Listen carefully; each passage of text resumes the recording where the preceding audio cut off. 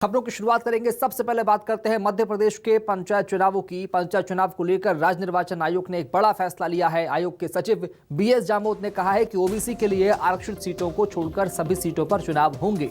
BS Jamod ने कहा कि ओबीसी आरक्षण के लिए सरकार को निर्देश दिए गए हैं। अगले सप्ताह ओबीसी आरक्षण की जांच होगी। इस फैसले के बाद अब जिला पंचायत अध्यक्ष से लेकर पंच तक 98,319 सीटों पर फिलहाल चुनाव नहीं होंगे। प्रदेश में पहले और दूसरे चरण के लिए पंचायत चुनाव के लिए जिला पंचायत सदस्य से लेकर पंच तक अब तक 14,525 अभ्यर्थी फॉर्म जमा कर चुके हैं। तो मध्य प्रदेश पंचायत चुनाव से जुड़ी बड़ी खबर आपको बता रहे हैं। अगले सप्ताह ओबीसी आरक्षण की जांच होगी और उसके बाद अभी सामान्य एससी एसटी सीटों पर चुनाव होंगे। ओबीसी सीटों पर चुनाव पर रोक लगी है। भोपाल में स्टेट इलेक्शन कमीशन की बड़ी बैठक हुई है। जिला पंचायत, जनपद सदस्य, सरपंच, पंच, इन तमाम सीटों पर ओबीसी के ग्राफिक्स के जरिए दिखा रहे हैं इतनी तादाद में वोटर्स हैं।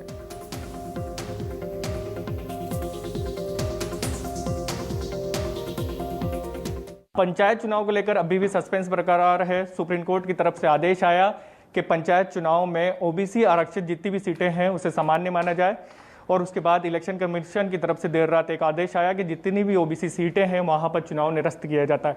और उसके बाद आज सुबह बड़ी बैठक हुई इलेक्शन कमीशन की। मेरे साथ इस वक्त बीएस जामोद सर हैं, उन्हीं से बात करते हैं। सर, बैठक हुई है, क्या कुछ निकल कर आया? चुनाव हो रहे हैं या नहीं हो रहे? आयोग की बैठक हो चुकी है और आयोग ने बैठक में ये निर्णय लिया है कि निर्वाचन की प्रक्रिया निरंतर जारी रहेगी। जैसा कि माननीय सुप्रीम कोर्ट ने आदेश दिया है, ओबीसी के लिए जितनी सीट आरक्षित थी उनकी प्रक्रिया स्थगित की जाए। हम वो प्रक्रिया स्थगित कर चुके हैं। ऐसी स्थिति में जो वर्तमान में ओबीसी के लिए आरक्षित सीट थी उनके स्थगन के अलावा अन्य पदों के लिए निर्वाचन हमारी निरंतर जारी रहेंगे। सर, यह मान लिया जाए कि ओबीसी सीटों पे चुनाव नहीं हो रहे हैं, सामान्य सीट पर होंगे, एसटी और एससी सीट पर होंगे? जी हाँ, फिलहाल एससी, एसटी एंड जनरल इनके लिए जो सीटें हैं वो निरंतर प्रक्रिया जारी रहेगी।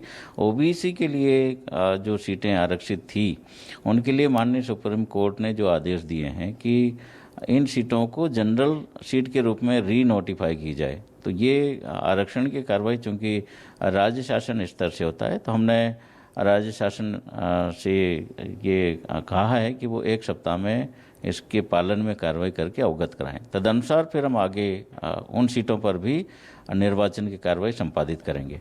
यानी सर, ये साफ है कि जिस तरीके से प्रक्रिया चल रही, 6 जनवरी को पहला चरण होगा, फिर उसके बाद 28 जनवरी को दूसरा चरण होगा और जो नामांकन की प्रक्रिया चल रही है नॉर्मल चलती रहेगी। सिर्फ इस पे जो ओबीसी के दावेदार हैं, ओबीसी सीटों के दावेदार हैं, वो अपना नामांकन ना भरें। जी हाँ, अन्य सीटों के लिए हमारी निर्वाचन की कार्रवाई निरंतर जारी रहेगी। सिर्फ ओबीसी के लिए जो आरक्षित सीट हैं उनकी कार्रवाई स्थगित रहेगी। सर, कब तक लगता है कि आपको कि प्रक्रिया हो जाएगी? आपने सरकार को ऐसे तो दे दिया है, कब तक हो जाएगा? और आपको लगता है कि चुनाव तय समय पे हो जाएगा 6 जनवरी या 28 जनवरी की बात की जाए तो? हाँ, जो हमारी कार्रवाई है उस पर कोई रोक भी नहीं है। ऐसी स्थिति में ये कार्रवाई निरंतर जारी रहेगी और जो हमने समय अनुसूची आयोग ने घोषित की है तदनुरूप ही निर्वाचन कार्य संपादित होंगे। सर, एक आखिरी सवाल है। ये सवाल उठ रहे हैं कि किसी जिले में ओबीसी आरक्षित सीटें 100 में से 30 है, तो क्या 70 पर होगा और उसी के हिसाब से, बहुमत के हिसाब से फिर अध्यक्ष चुन लिया जाएगा? तो ये गड़बड़ है ना संवैधानिक तौर पे। और फिर 30 के चुनाव होंगे, फिर वो विपक्ष जीत गया तो फिर सत्ता हस्तांतरित की जाएगी क्या? माननीय सुप्रीम कोर्ट ने आदेश दिए हैं कि इनकी भी कार्रवाई संपन्न होने के पश्चात ही अंतिम परिणाम घोषित किए जाएं। हम तदनुरूप ही कार्रवाई करेंगे। यानी ये है सर कि भले से ही चुनाव हो जाए, फिर ओबीसी जो आरक्षित सीट है उनके चुनाव होंगे और फिर उसके बाद ही परिणाम घोषित होंगे। हमारा प्रयास यही है कि जो हमने कार्यक्रम घोषित किया है उसी कार्यक्रम के अंदर ही जो सीटें हमने अभी प्रक्रिया स्थगित की है उन सीटों के निर्वाचन भी संपन्न हो जाए। बहुत बहुत धन्यवाद। ये थे हमारे साथ बीएस जामोद सर। बड़ी बैठक हुई है इलेक्शन कमीशन की और साफ तौर पर यह कह दिया गया है कि जो पंचायत चुनाव को लेकर सस्पेंस बना हुआ था कि चुनाव होंगे या नहीं होंगे, ये साफ हो गया कि पंचायत चुनाव होंगे। लेकिन इसके साथ साथ ये भी साफ हो गया कि ओबीसी जितनी भी सीटें हैं वहां पर चुनाव नहीं हो रहे हैं। इलेक्शन कमीशन की तरफ से सरकार को कह दिया गया है कि आरक्षण की प्रक्रिया करें और उसके बाद कुछ फैसला होगा। यानी ओबीसी सीटों पर चुनाव नहीं हो रहे हैं, सामान्य सीट पर होंगे, एसटी सीट पर भी होंगे, एससी सीट पर भी होंगे। जिस तरीके से प्रक्रिया चल रही है उस तरीके से चलता रहेगा जो इलेक्शन कमीशन की तरफ से पहले ऐलान किया गया था। कैमरामैन खेमचंद के साथ शब्बीर अहमद, न्यूज़ 24 भोपाल। और ओबीसी आरक्षण पर कमलनाथ का वार भी अब सामने आ गया है। उन्होंने कहा कि ओबीसी आरक्षण समाप्त करने का विरोध करते हैं, सरकार ने कोर्ट में सही तरीके से तथ्य पेश नहीं किए।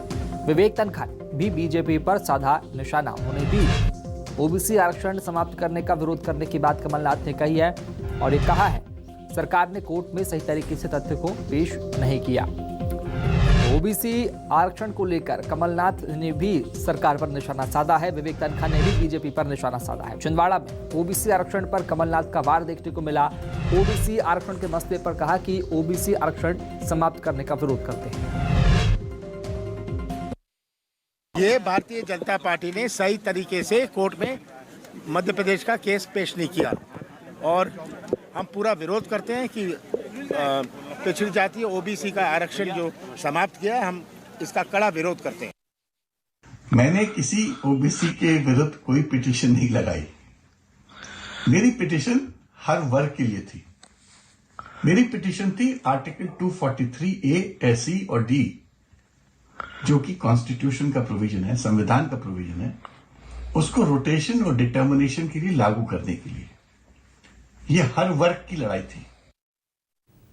और नगरीय प्रशासन मंत्री भूपेंद्र सिंह ने कांग्रेस पार्टी पर गंभीर आरोप लगाए हैं। उन्होंने कहा कि सुप्रीम कोर्ट द्वारा पंचायत चुनाव में ओबीसी आरक्षण पर रोक के लिए कांग्रेस पार्टी जिम्मेदार है। उन्होंने कांग्रेस को ओबीसी विरोधी बताया। ओबीसी को पंचायत चुनाव में आरक्षण का लाभ न मिले, इसके लिए कांग्रेस ने षड्यंत्र किया। वहीं ओपीएस भदौरिया ने भी कांग्रेस पर तीखा हमला बोला है।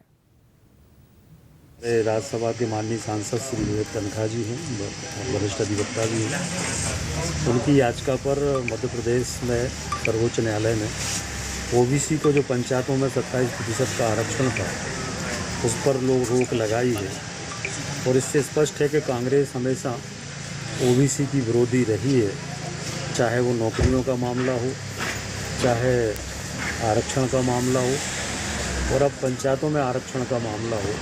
हमारे मध्य प्रदेश में जब से हमारी सरकार है तब से लगातार हम लोग 27% आरक्षण पर ही मध्य प्रदेश में पंचायत के चुनाव करा रहे थे। कहा कि कांग्रेस चुनाव नहीं चाहती है, कोई ना कोई तरीका कांग्रेस पिछले 2 महीने से इस प्रयास में थी कि पंचायत के चुनाव कैसे भी टले।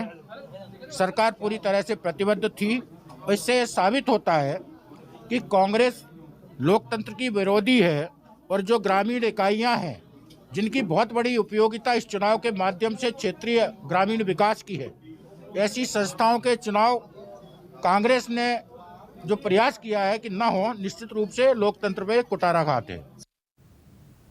और केंद्रीय नागरिक उड्डयन मंत्री ज्योतिरादित्य सिंधिया 3 दिन के चंबल दौरे पर हैं। वहीं सिंधिया से जब पंचायत चुनाव पर सुप्रीम कोर्ट के फैसले के संबंध में सवाल किया गया तो वो सवाल को टालते हुए नजर आए।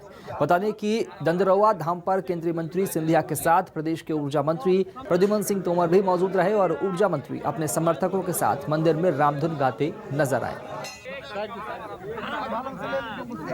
सब लोग अपने तो कर रहे हैं।